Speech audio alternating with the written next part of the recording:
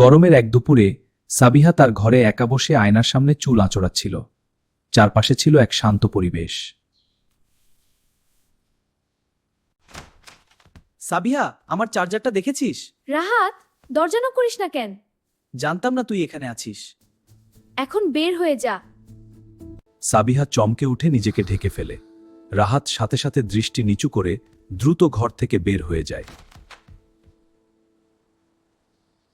ঘর থেকে বের হয়ে রাহাত অস্বস্তি অনুভব করতে থাকে। সে ভাবতে থাকে, আমি তো তার ভাই, তবুও কেন এমন অনুভূতি হলো? সে বুঝতে পারে মানুষের মন দুর্বল হতে পারে, আর শয়তান সবসময় সুযোগ খোঁজে।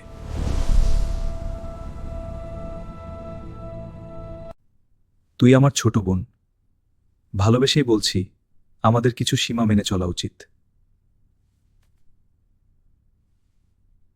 ইসলামে পর্দা শুধু নারীর জন্য নয়, পুরুষের জন্য।